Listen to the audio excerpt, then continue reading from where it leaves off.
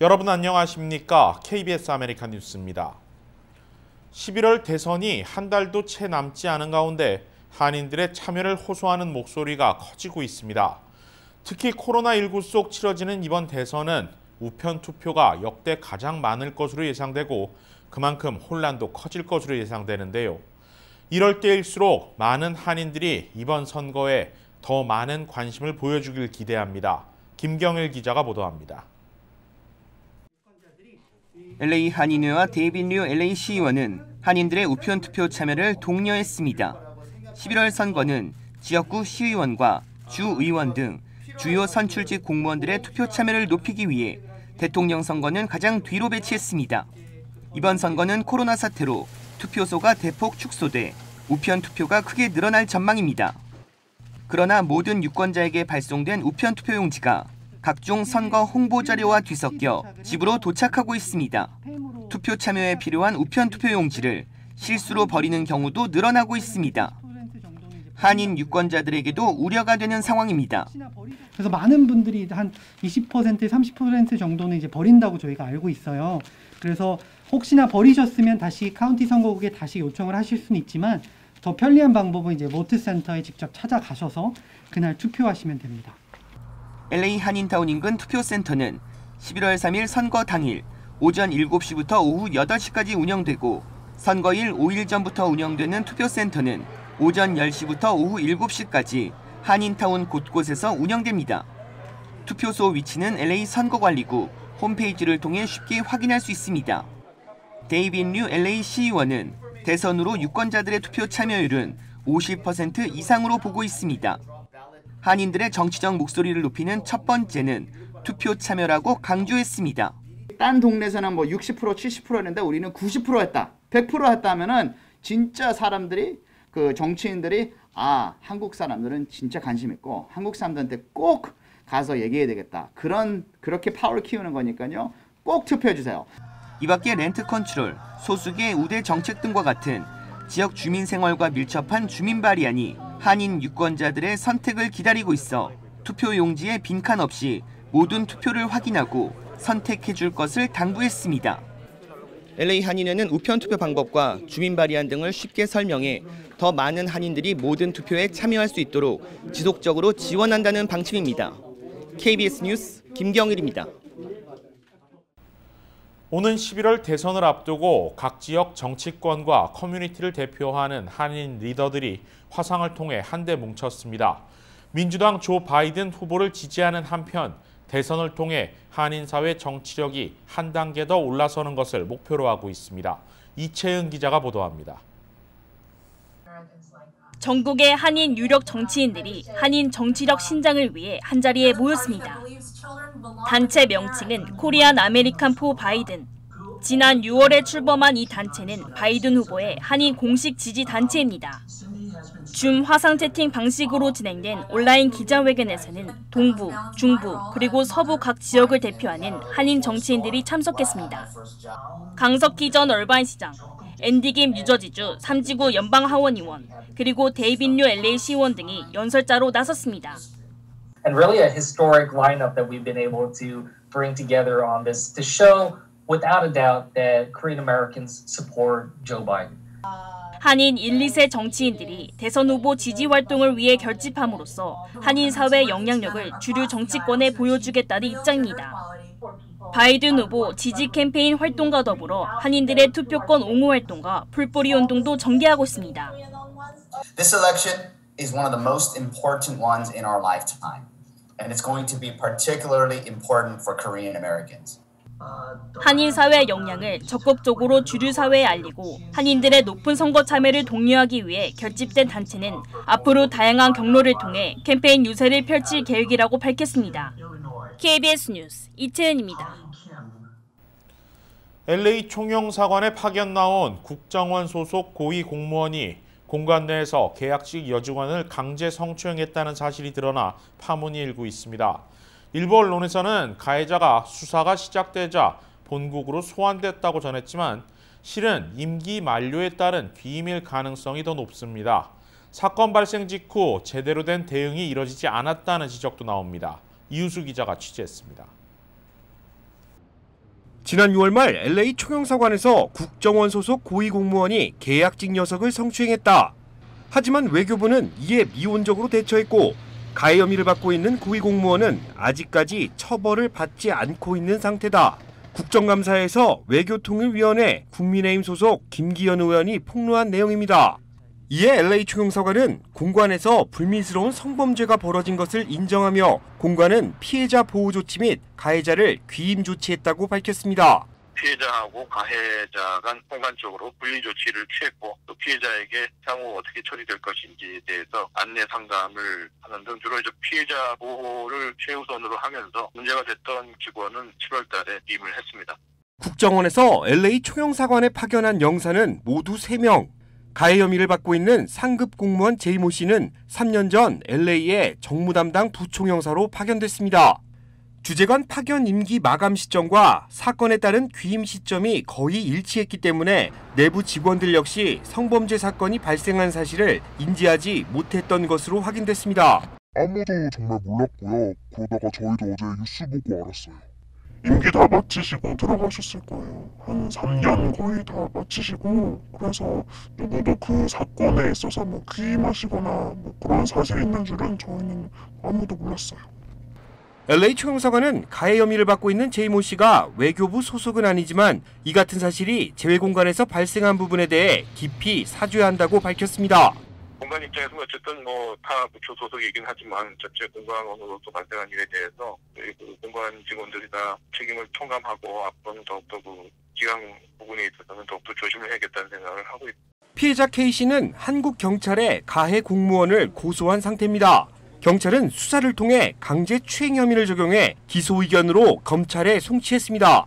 가해자 제이모 씨에 대한 징계 결정권은 파견 부처인 국정원에 있습니다. 하지만 내부적인 징계와 별도로 재외공간에서 발생한 불미스러운 사건인 만큼 검찰의 수사가 신속히 이루어져야 할 것이라는 지적입니다. KBS 뉴스 이우수입니다. 텍사스주 대법원이 휴스턴에서 우편투표를 확대하는 방안에 제동을 걸었습니다. 유권자들에게 대량으로 우편투표 용지를 발송하는 것이 주 법에 어긋난다는 판결을 내렸습니다. 텍사스주 대법원은 우편투표를 신청하지 않은 유권자들에게 행정당국이 투표 용지를 대량 발송하는 것은 위법이라고 판결했습니다. 우편투표 대상자를 65세 이상 노인과 장애가 있는 유권자로 제한하는 텍사스 주 법을 위반하는 것이란 게 대법원의 판단입니다. 200만 명의 유권자가 거주하는 텍사스주는 전통적인 공화당 텃밭입니다. 하지만 휴스턴이 있는 해리스 카운티 지역은 민주당 지지층이 많이 거주하고 있어 공화당과 민주당이 경쟁하는 접전 지역으로 분류됩니다. 그동안 코로나19 상황을 고려해 민주당을 중심으로 우편투표를 대대적으로 확대하는 방안이 추진되어 왔는데 주 대법원이 이를 막은 것입니다. 우편투표가 활성화될 경우 공화당에 불리하게 작용할 수 있다는 견제 심리도 작용한 것으로 보입니다. 미국에서 각 주별 선거 방식은 각 주정부가 자치적으로 결정할 수 있으며 주 대법원의 이번 판결은 최종적인 것으로 해석됩니다. 미국에서 25개 주의 코로나 바이러스 감염 환자가 늘어나는 등 재확산 조짐이 보이면서 각 주와 시 당국이 다시 규제를 강화하고 있습니다. CNN 방송은 오늘 아칸소와 몬태나주의 코로나 신규 환자가 대유행 이후 최고치를 기록하는 등 25개 주에서 최근 일주일간의 평균 코로나 환자가 그 전주보다 늘어났다고 보도했습니다. 신규 환자가 감소한 곳은 하와이와 아이오와 사우스캐롤라이나주 3개 주에 그쳤습니다. 특히 계절이 독감 발병 시기인 가을로 접어들며 독감과 코로나19가 동시에 유행하는 트윈데믹 가능성도 제기되고 있습니다. 현재 각 주와 시 당국은 규제 강화에 나서고 있습니다. 앤드류 쿠오모 뉴욕 주지사는 코로나 감염 확산 지역을 3개 등급으로 분류해 가장 위험한 지역의 실내 영업 폐쇄에 들어갔고 위스콘신주도 모든 주내 건물 실내 정원을 25% 이하로 제한하는 행정명령을 발령했습니다. We are all frustrated and we just want to get back to our Wisconsin way of life. You and me both. But at the end of the day, whether we like it or not, we have to change the course of this virus and that's going to take a united effort. 그 밖에 켄터키주는 마스크 미착용 단속을 강화하기로 했고 확진자 판정 비율이 4%를 넘어선 매사추세츠주 역시 15일로 예정됐던 유치원 초등학교 대면 수업 재개를 연기했습니다. 한편 이 같은 각 주의 규제 강화 방침에 반발하는 목소리도 적지 않습니다. 특히 지역별로 위험 등급을 분류한 뉴욕은 성난 주민들의 과격 시위도 벌어졌습니다. 제2사 뉴욕 KBTV 이창헌 기자입니다. 시위대는 공무원과 공중보건 지도에 전쟁을 선포하며 보로파크 길거리에 불을 지르고 화염 속에 마스크를 던졌습니다. 소방대원들이 불을 끄려고 하자 일부 시위대가 이에 회방을 놓았습니다. 뉴욕 경찰 측에서는 체포나 소환장이 발부되지 않았습니다. 시위를 반대했던 한 유대인 남성이 시위대로부터 심각한 폭행을 당하기도 했습니다. 이번 시위는 쿼모 뉴욕 주지사가 브루클린, 퀸스, 빙엄튼, 오렌지, 락랜드 카운티 등 뉴욕시 코로나 핫스팟 지역의 셧다운 조치를 강행하고 이들 주변 지역을 공략하기 위한 클러스터 액션을 발표한 이후 발발됐습니다. 쿼모 주지사의 이번 지침으로 많은 정통 유대인들이 밀집 거주하는 빨간색 구역들이 다시 폐쇄됩니다. 지난 3월처럼 학교와 비필수 업종들은 폐쇄되고 집단 모임과 실내 야외 식사도 금지됩니다. 종교 모임은 최대 10명으로 제한됐습니다. 또 새로운 규정에는 대규모 집회를 주최하는 사람들에게 $15,000의 벌금을 부과하는 사안이 추가됐습니다. 이에 일부 지역 사회 지도자들은 유대인 사회를 표적으로 삼은 것은 수치스러운 일이라고 말했습니다. 칼마 예가 의원은 어제 시위대에게 우리는 종교의 자유를 빼앗기지 않을 것이라고 말했습니다. KBTV 뉴스 이창헌입니다. LA 카운티 내 실내 쇼핑 매장들이 일제히 영업을 재개했습니다. 그런데 공교롭게도 오늘 발표된 확진자 수는 지난 8월 이래 6주 만에 최고치를 기록하고 말았습니다. LA 카운티 보건당국은 오늘 카운티 내 신규 코로나 확진자가 1,645명 추가됐다고 발표했습니다. 이는 조금씩 확진자 규모가 내려가기 시작한 지난 8월 22일 이후 최고치입니다. 가장 높은 위험 단계인 퍼플 등급에 속해 있는 LA 카운티는 그동안 10만 명당 확진자 수와 일일 확진자 비율이 계속 내려가면서 오렌지 등급으로 완화될 수 있다는 기대감이 커져왔습니다. 오렌지 등급으로 내려가려면 최소 확진자 수가 10만 명당 7명 이하, 일일 신규 확진자 수는 700명대로 내려와야 하지만 현재 10만 명당 확진자 수는 7.4명으로 계속 올라가고 있습니다.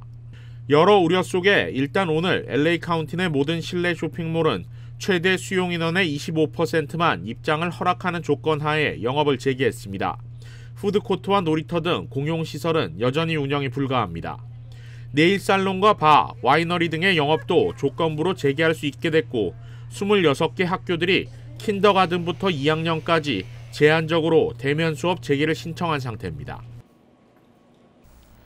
앤서니 파우치 국립알레르기 전염병 연구소장이 허술한 백악관 방역을 작심 비판하고 나섰습니다. 파우치 소장은 자신의 모교인 홀리크로스 컬리지 학생들과의 화상 포럼에서 현재의 백악관 방역을 스포츠 업계와 비교했습니다. I think that comparing the unfortunate situation that happened in the White House, I don't think you can extrapolate that to other situations where people are really very careful in the kinds of things that have been put together for sport. 파우치 소장은 그동안 NBA와 NFL, 메이저리그 측에 방역과 관련한 컨설팅을 해왔다면서 정작 백악관은 자신이 태스크포스에 있을 때부터 권고했던 방역 조치들을 시행하지 않았다고 덧붙였습니다. I should say it was not done according to what I would have recommended. I mean, what you saw there in the White House, I don't know if you saw sometime that picture from above of everybody crowded together with no masks.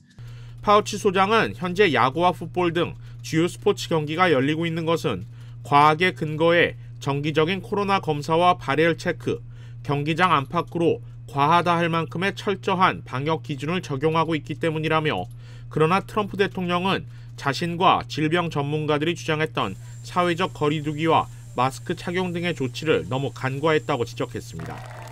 현재 백악관은 지난 26일 로즈가든에서 열린 연방대법관 후보자 지명식 이후 대통령 내외를 비롯해 모두 8명의 감염자가 발생하면서 뒤늦게 방역을 최고 수준으로 끌어올린 상태입니다. 코로나19에 감염된 트럼프 대통령이 어제에 이어 오늘도 특이한 증상 없이 안정적인 상태라고 백악관 의료진이 밝혔습니다. 션 콘리 주치의는 트럼프 대통령을 진료한 뒤 산소 포화도와 호흡이 모두 정상 범위에 있다는 메모를 공개했습니다. 또 대통령이 나흘이 넘는 기간 동안 열이 없고 최근 24시간 동안 무증상 증세를 보인 상황이라 특별한 산소 보충도 받지 않았다고 밝혔습니다. 또 지난 1일 트럼프 대통령한테서 채취한 혈액에서는 검출 가능한 코로나19 항체가 없었지만 지난 5일 채취한 혈액에서는 항체가 검출 가능한 수준인 것으로 알려졌습니다. 현재 트럼프 대통령은 월터 리드 군 병원을 퇴원한 후 백악관 관저에 머물고 있습니다.